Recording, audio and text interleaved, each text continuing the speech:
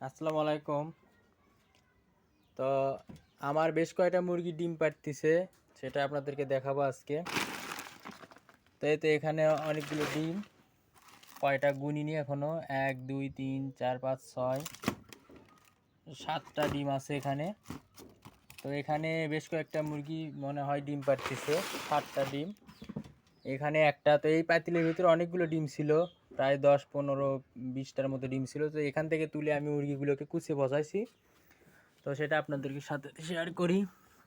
এই তো এই ঘরের ভেতরে এখানে একটা, ওইখানে একটা, আর এইখানে একটা বসাইছি। তো এটা, এই মুরগিটা গত 2 দিন আগে বসাইছি। আর এই দুইটা থেকে এখন বাচ্চা ফুটবে আর কি, বাচ্চা ফোটার সময় হয়ে গেছে, অনেক দিন আগেই বসাইছি। তো ডিমগুলো আপনাদেরকে দেখায়। এই তো দেখেন ডিমগুলো, এখানে 3টা 6টা 8টা, এখানে 8টা ডিম আছে।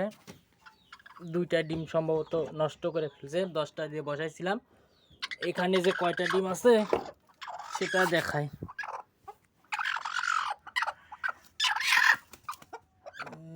4 8, এখানে 11টা ডিম আছে। 11টা ডিম দিয়ে বসাইছি।